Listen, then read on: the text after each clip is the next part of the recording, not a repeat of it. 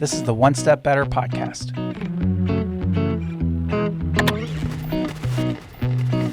Helping small businesses make wins each and every week.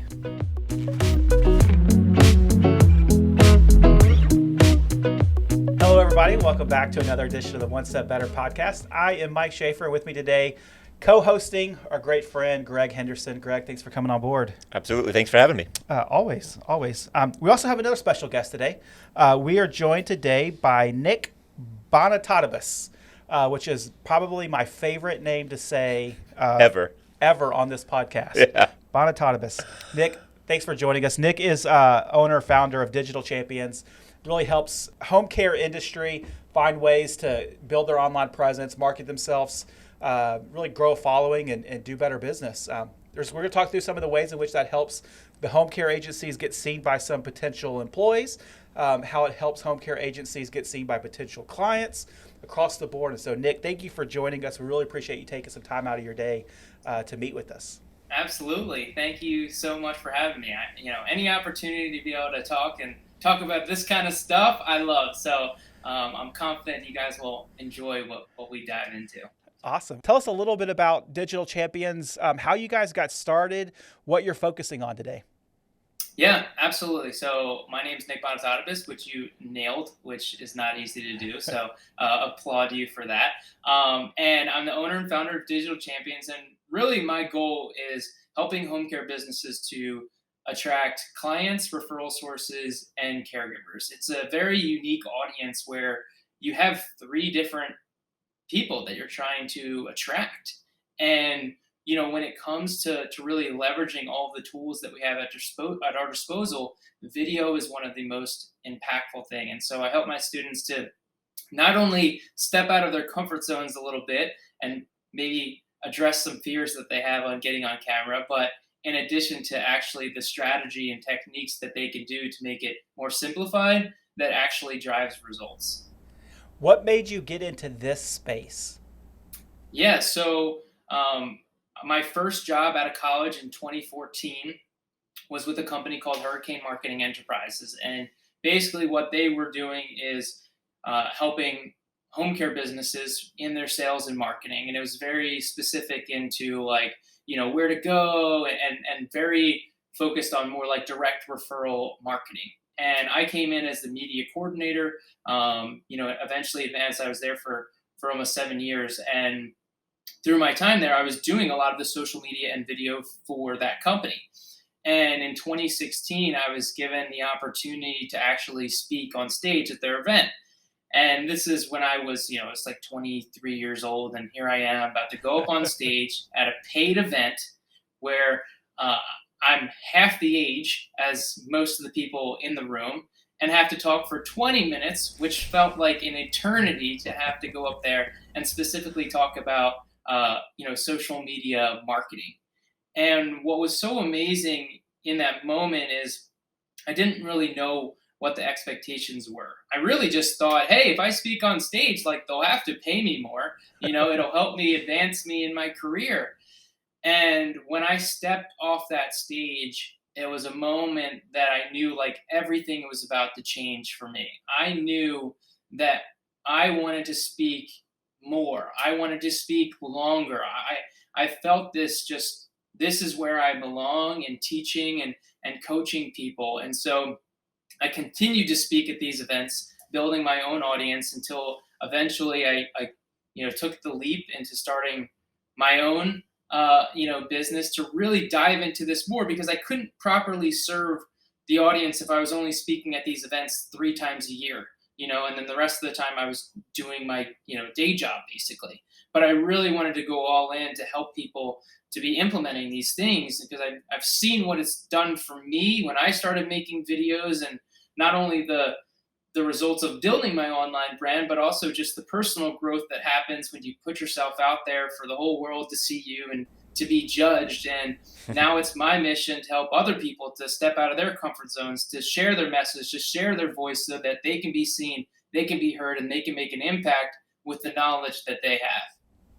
So as you're talking with home care companies, their leadership team, owners, whoever it may be, what type of unique issues or challenges are you finding in that space specifically that you're helping them overcome? Yeah, so it's a number of different areas, and I think one of the big ones right now is really around caregiver recruitment and retention. It's just right now they call it like the caregiver crisis, which Yeah. existed well before COVID happened, and it just only got worse. Once the pandemic had set in. But the biggest thing is really understanding that our employees or anyone really, because again, this is the idea, is that anyone that we work with, we want to know them, we want to like them, we want to trust them. It's the key to business or just building relationships in general, right? But in order for us to do that, we have to give people and let people know who we are and what we do. And so it's so critical. Specifically, what I love in the home care industry is that so many of them have incredible stories about why they got into this business. Home care is not an easy business. It's really difficult, right? There's so many other businesses that people could have chosen, but they chose home care for a specific reason, to really care for those that need help. And when they can share that message and share that reason why they got into their business, that attracts everyone. It attracts clients, it attracts referral sources, and attracts caregivers because it's something that people can get behind. And we build that know, like, trust factor that creates such an impact in everything that we do. And once we create it, it's done, right? Once we have this video that we share our story, it can be used again and again and again and again. And that's where the power of video really comes into play, where we have the opportunity for more and more people to see us, even when we're not necessarily speaking. I love telling stories. Yeah, I mean, it's what it is. that's how you connect with you're everyone. helping people create their story or Yeah. tell their story that they've already. I find the same thing because a lot of times you start to get into these conversations with home care owners. It is, I had a grandmother that I had to care for, or my, whoever, my aunt had some issues. It was always very personal.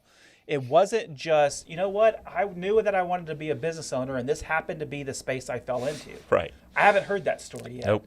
It's always, there's a personal attachment, some family, friend related event that really drew them into that. I love the idea of helping them get that story out because it makes a difference, all the difference in the world. Yeah. I mean, we don't do business with logos, right? We do business with people. I would say it's not B2B, it's not B2C, it's P2P, people to people.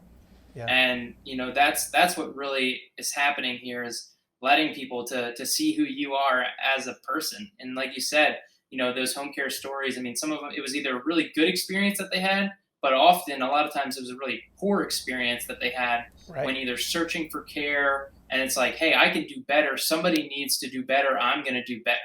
And like, man, like that's powerful stuff that somebody can get behind, And when we're looking to attract people, like, we want somebody that we can connect with. I always quote Simon Sinek. People don't do what you do; they do why you do it. Yeah. And that's the biggest thing, is sharing that why, so that people can connect with you, and it helps from that, not only attracting those people, right, caregivers, clients, but also retaining them because they believe in your mission, they believe in why you're trying to do and what you're trying to achieve, and they'll stick with you, they'll stay with you. Yeah. So it's got, I mean, the benefits go on and on and on. Yeah, that's awesome. So as you get into these conversations with home care owners, what are you finding that's keeping them from telling that story? Do you find that mostly people, they have either tried and just haven't done it really well, or they're afraid to open up that part of kind of why they're getting into business? What are keeping people from actually sharing those stories? Yeah, I mean, I think the biggest thing is really the fear of judgment, and that's what it comes down to. It's not just about sharing the story, but just getting on video in general. And we have this idea, and that's why I mentioned earlier too, and like the personal growth that happens when you put yourself on video, because we're so concerned and so worried about what other people are going to think about us. Oh, what if I say something that makes me look dumb? What if I, don't know how my hair looks, or all these things that we think about when we put ourselves out there. And video is this very concrete thing that, like, once it's out there, like, it exists. And the funny thing, when people say, they're like, oh, I'm afraid of being on camera. No, you're not. No one's afraid of this little tiny device that's in our pocket. We're afraid of what will happen when we post it and people actually have to see it and watch it. And the biggest thing is that we are our own worst critics, and we worry so much about all these things. But the thing is, so many of us that watch or see other things, we're not analyzing them to the way that we analyze ourselves. Most of the time when you see someone on video, you're like, wow, I'm so proud of them. Look at them. They've made this video. And if we can just get over this fear of worrying so much about what we think and trying to make it perfect, which will absolutely never happen. If you're waiting for your video to be perfect, then you will never post a video ever.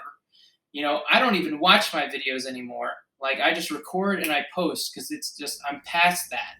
And I'm trying to help my clients get to that point of not wearing so much. But look, I was there. Like, the first video, I always remember, like, the first video I recorded, and I was wearing a white, dirty, like, white t-shirt. I just worked out, my hair's everywhere. And I had listened to this podcast and I wanted to speak about it. I wanted to tell people about this powerful podcast episode that I had listened to that kind of made me think differently. And so I just hit recorded. It was 2 to 3 minutes long. And then I watched it and I was like, oh, should I post it? And then I watched it again. And then I watched it a third time. And then I was like, you know what? I'm just going to do it. And I hit publish and I just threw my phone down. I was like, all right, it's out there. It's done. It's out there. And the positive feedback that I got was what really pushed me going forward. People were like, yeah, this is great. They were commenting. One of my friends was like, dude, you should be doing more videos like this, and I just started doing it week after week after week after week. And I always have people say, oh, you're a natural. It's like, no, I've consistently put out a video every single week for 5 years. So if you want to call that natural talent, sure, but that's not how I see it. I put in the work that's helped me to improve. It's helped me be better. One of my favorite quotes is from Jim Edwards, and he says, in order to be great, we must first be good. In order to be good, we must first be bad. And that's really what it takes, is being willing to just get started. So is that the kind of the concept or the mentality that you start with your clients, is it's okay to be bad, we'll get better? Yes. And just putting in the time, when people, they're looking for the magic pill, right? Everyone wants the magic pill. They want, oh, let me just take a pill and all of a sudden I'll be thin, or all of a sudden I'll just press this button and my business will make $1 million, right? Nothing ever works that way. And the way that I always think of is video is a skill set, right? And so the same way that we develop any skill, it takes time and practice. You didn't jump on a 2-wheel bicycle and just start taking off and going off ramps. You started with training wheels and then you take them off and you fall a few times. And it takes that repetition to really get good and get comfortable. But if we're not willing to take that first step to just get on the bike and try, then we're never going to be able to experience what it's like to really, fly on our bikes or in our life, when we just think, all right, how can I get better at this? I'm just going to do it. I'm just going to keep doing it and keep doing it, putting it out there, and you're just going to get better and better. That's the secret formula, is to make more videos. Yeah. Whenever we read a book called They Ask, You Answer, which is a marketing-based book by Marcus Sheridan. And one of the big things it talks about is this whole idea of recording videos. And he said, when you start doing it, you push record, and no matter what, you do not stop until you're done. And once you're done, you're done. But do not, take 5, take 18. Don't start over. Just get through it. And so I think that's a fun concept for most people, because it is.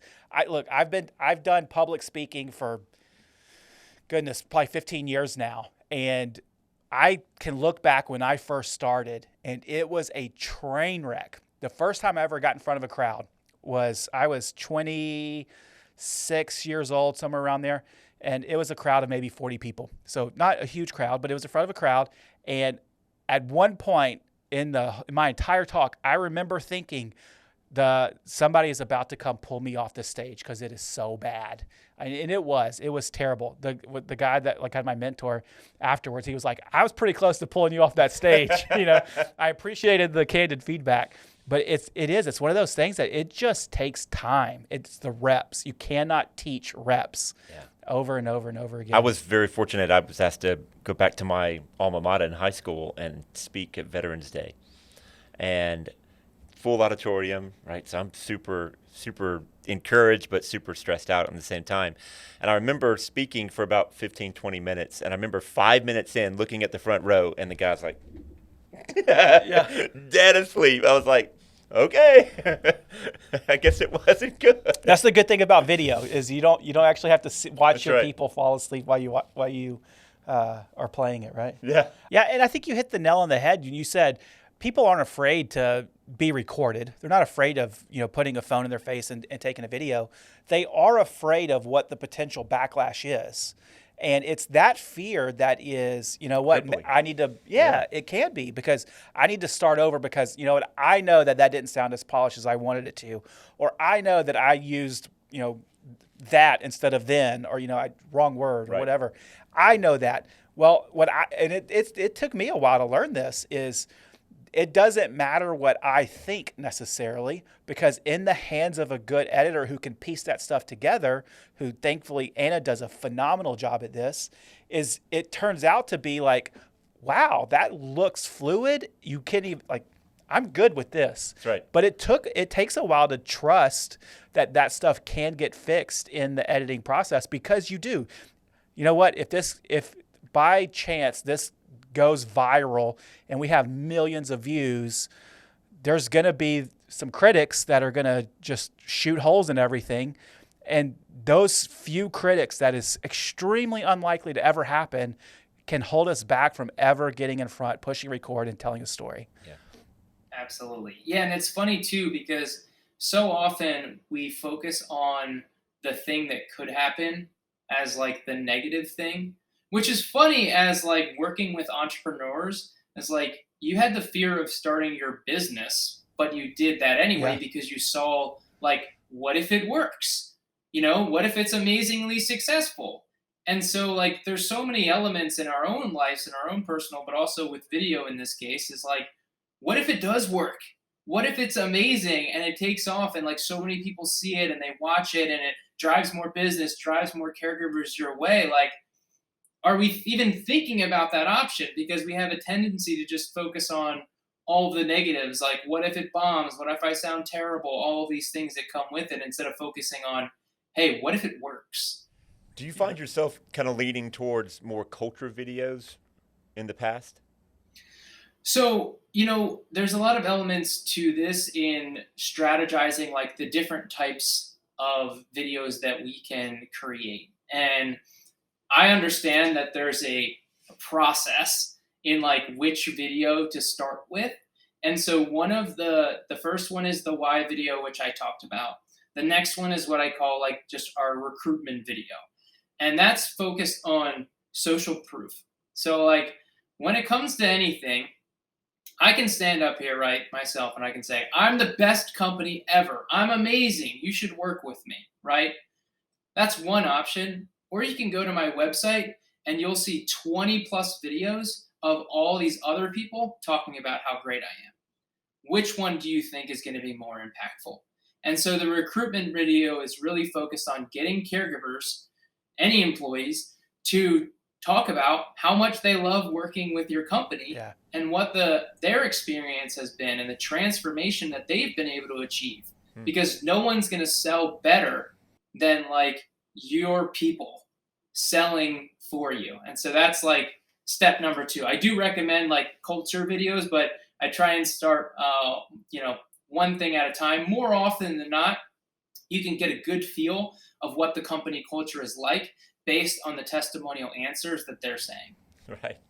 So one of the things I noticed about your website and is that you talk about using video to attract clients, attract referral partners, but then also attract new employees or caregivers in the home care space.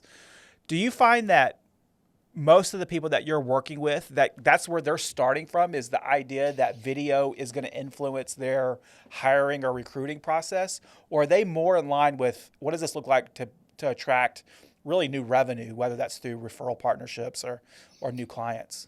Yeah, great question. A lot of times it's a good like mix of both. And so what I've done is really started to understand like it doesn't have to be one or the other when we strategize on what's impactful. And so, for example, one of my students, his name's Jonah, Pansy Home Care is his company.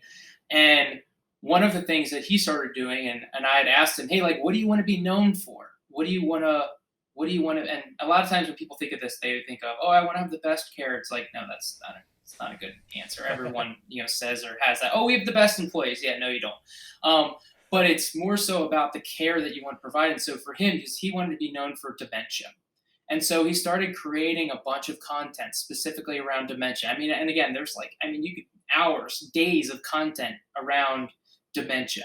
And so what was so amazing, and I actually found this out somewhat recently, like last month, he had shared with me that he started creating this content around dementia, helping people to manage someone who has dementia, which is relevant to a client, right? If their loved one has dementia, which is a whole other thing, right? Understand your target audience. We're not targeting seniors, we're targeting the parents or the child of that senior that needs the care and what they're going through.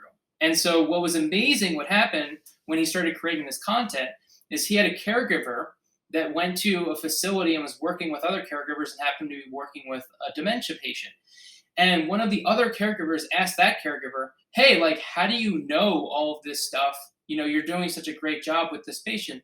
And she goes, oh, well, I'm watching these videos that my boss is making about dementia. And so here it was, like, his thought process and kind of even my own thought process was like, great, we're going to create some videos about dementia. That's going to help you specialize in dementia, get known for dementia, right? Brand yourself, attract clients who have dementia.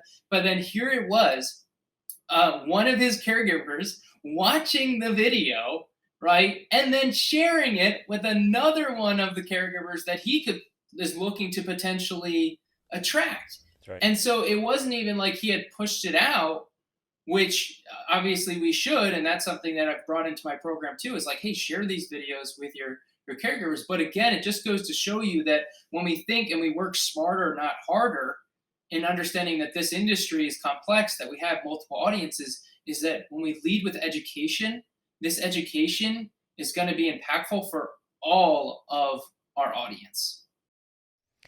I find this all to be very unique because it seems like over the past few years, and probably maybe a little bit longer than that, but the buying process has shifted a little bit, where if I'm going to go buy something, I have information overload on my fingertips 24/7, and I can read, Google, research, whatever it is about anything under the sun. And it seems like those people who do take time to present content that is valuable to the marketplace are going to be the people who really start to win more deals in this environment. Have you seen a shift in buying behavior in the home care space that has been really because of videos? Yeah, absolutely. It's this idea that, again, it's circling back to, not to sound repetitive, but it's important because that's how comprehension happens, right? But it's this know, like, trust factor that's built. And when we show up on video and we showcase ourselves from a knowledge standpoint, we're branding ourselves as leaders, we're branding ourselves as industry experts, and people are naturally attracted to those individuals, so much so that when my students start to create video, it opens up doors that they didn't even know were there. People are reaching out to them, like, and again, the Jonah example is he started creating these videos. Well, the Alzheimer's Association reached out to him. They even opened up a chair seat for him that didn't even exist because of what he had been doing with his videos. And they had been watching and they had been seeing it. And so at the end of the day is people want those that are leaders, those that are willing to speak up, and those that can attract. And video attracts. And so naturally, an association like that wants to bring in these leaders that are going to attract for them. And the same thing works with referral partners. Like they want to work with people that they know are going to bring more business their way. And so not only are you impacting the people who are watching, that you're educating them and helping them to better care for their loved one or better care for their patient, but you're also showcasing the bottom line that this is going to grow your business. You're going to get more people that want to work with you because they see, hey, I can trust this person. They're great. They know what they're talking about. I want to send them more business because I like them. And sometimes if we just start there, like just talking, and people want to work with who they like. Yep. Aside from the know and trust factor, that is a part of it, but at the end of the day, we want to work, we want to collaborate with people that we like, but people aren't going to know you unless you're willing to open up and share and be yourself and showcase that. It's an interesting concept to take all those testimonials that we have on the website and actually put some video behind that and actually see the person talking about it instead of just reading about it. There's a certain concept that I have around reviews, right? In that if you go to Amazon, right, you go to Amazon, you look at the reviews. Do you even read all of the reviews? Some people do, but a lot of times it's just the sheer quantity. Yeah. Right? Like if you see something that's got like 50,000 5-star reviews, you're like, all right, well, I don't even need to think twice about this. Like it's already built in credibility right then and there. But what I see so often within, and it's not just home care, just like all websites in general, you go to the testimonials page and it's like there's 5 written testimonials and those are on the website for like years and years and years. And like my whole thought process continues to be is like right now I think there's like 22 videos on there. My goal is to have 100 or more as I continue to build it up. And so when someone goes there, it's just this like overwhelming amount where they're not going to watch every video, but it speaks volumes in itself in just like having that amount. It's that comfort. It's that warm factor. Look, a crowd attracts a crowd. Yeah. That's interesting. I haven't really thought about it that way because if you go look at our website, we have some pretty decent testimonials on there, but it's the same ones that we've had on there for a little while. And those probably aren't as refreshed as often or even added to as often as they could be. Yeah. That's interesting. Yeah. And it should be a growing thing. Yeah. Like as you get more, boom, add. Well, yeah, the funny thing is we have customer we survey customers on a regular basis from our supporting systems.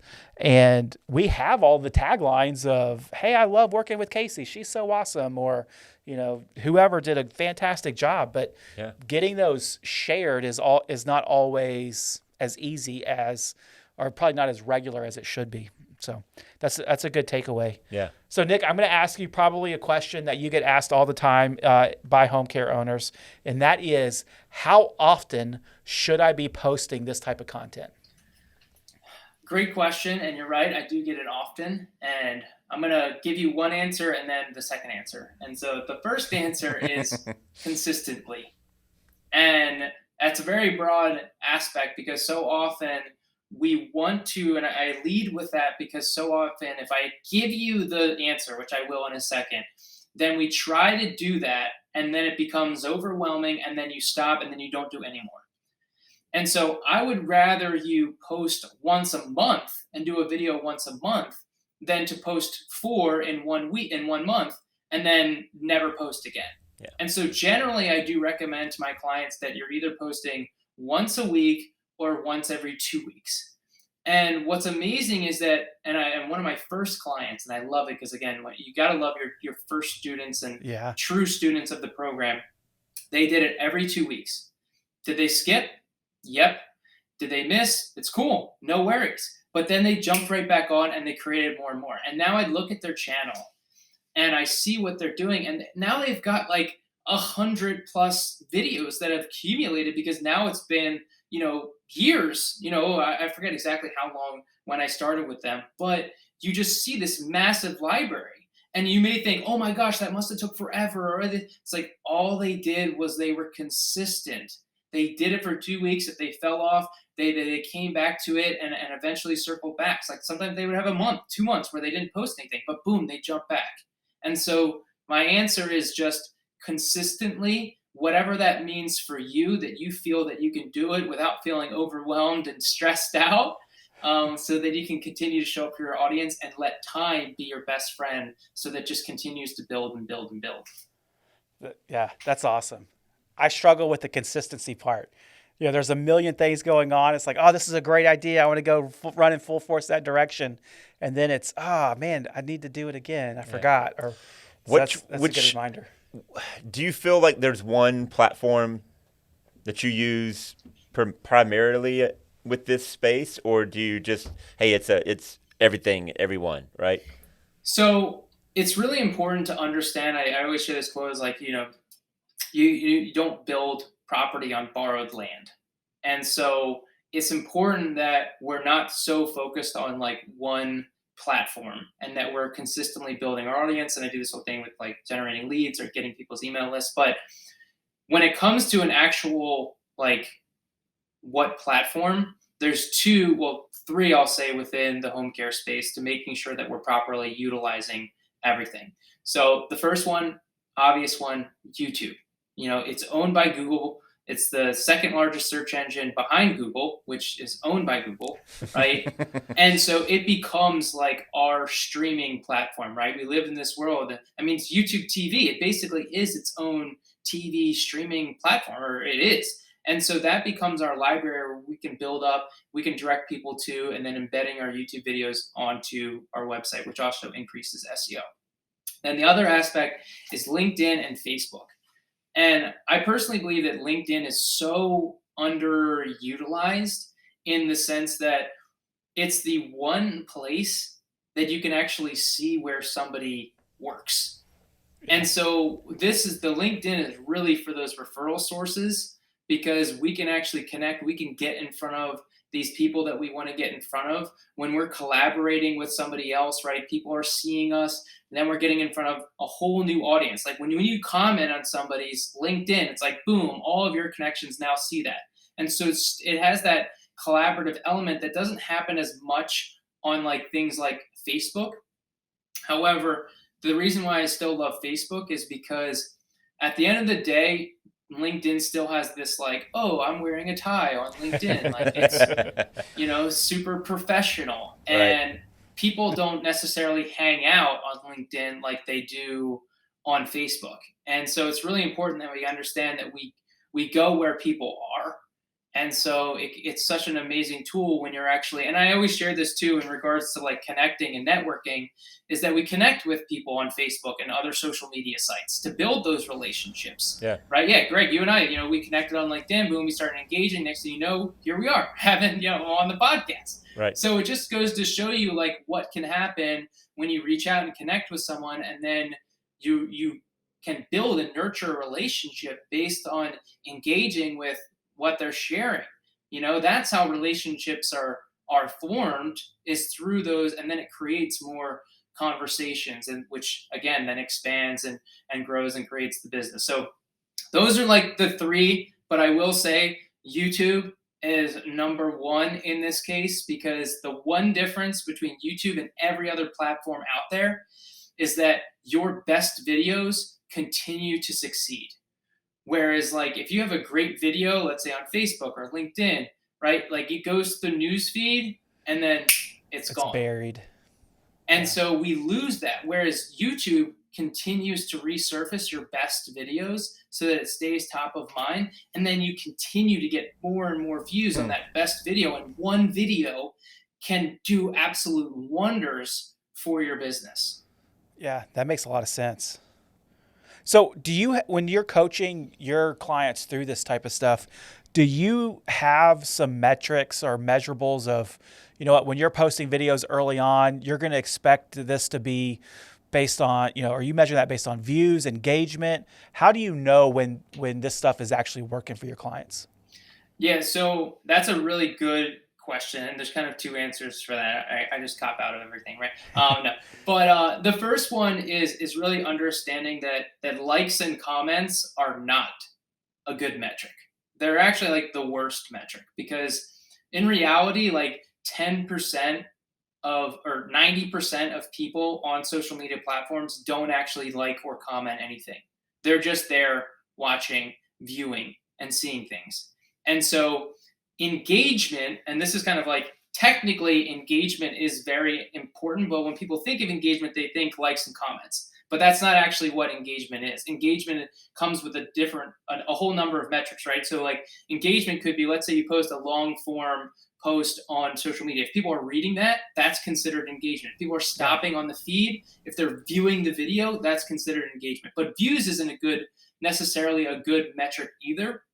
The metric that I like to pay the most attention to is reach, because that to me is a great representation of really how many people we're getting in front of to really see. And we can tell like, hey, what posts are performing well. Like sometimes I have a post that maybe gets like 10, 15 likes, right? But then the reach is like 3,000.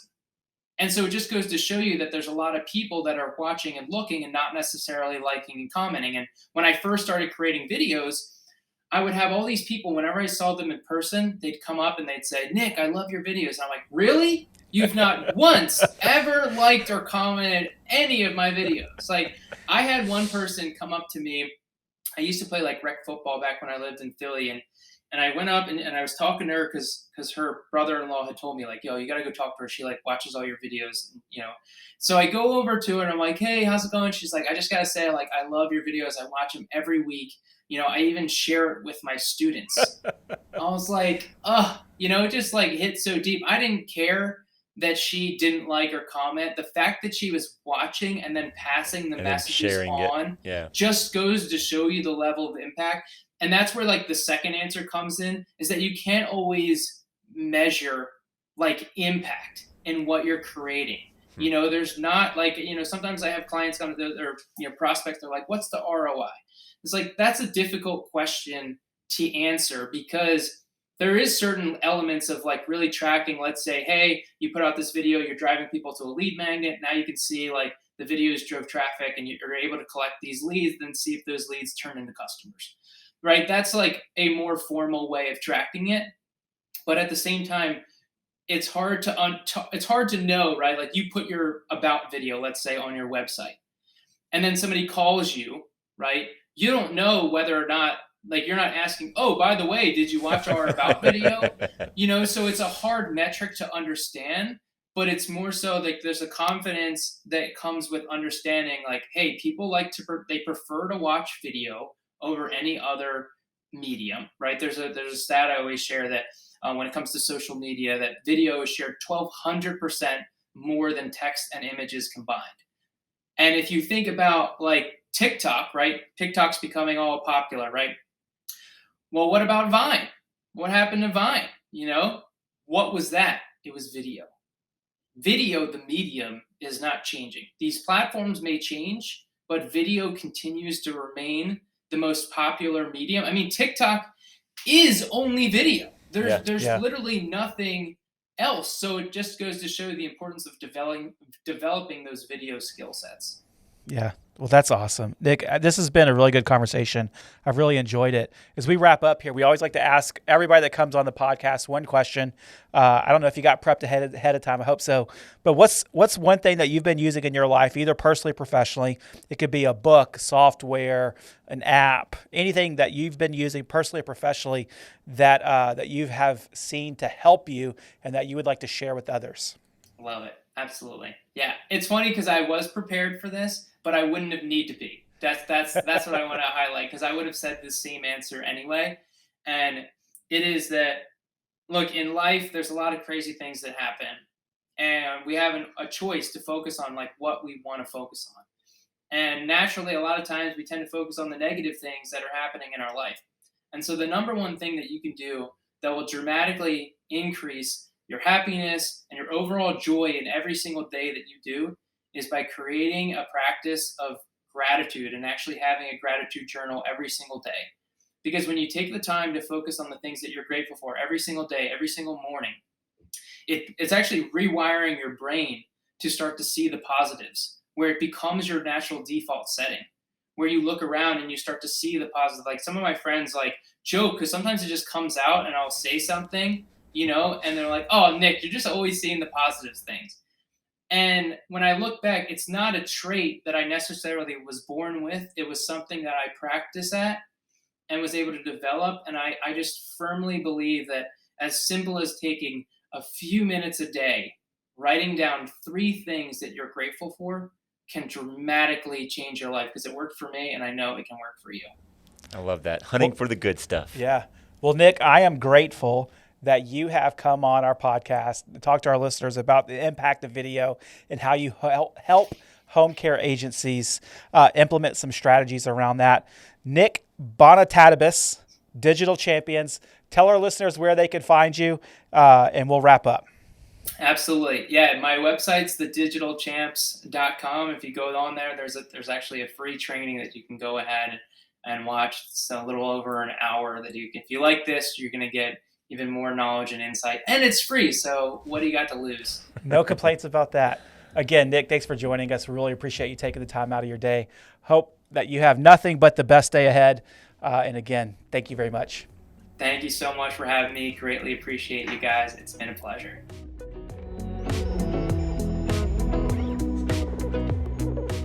Thanks for listening to the One Step Better podcast. I'd really appreciate it if you would take some time to rate us 5 stars on your podcast player of choice, and make sure that you subscribe to our YouTube channel so that you never miss out on another episode. Thanks, and have a great day.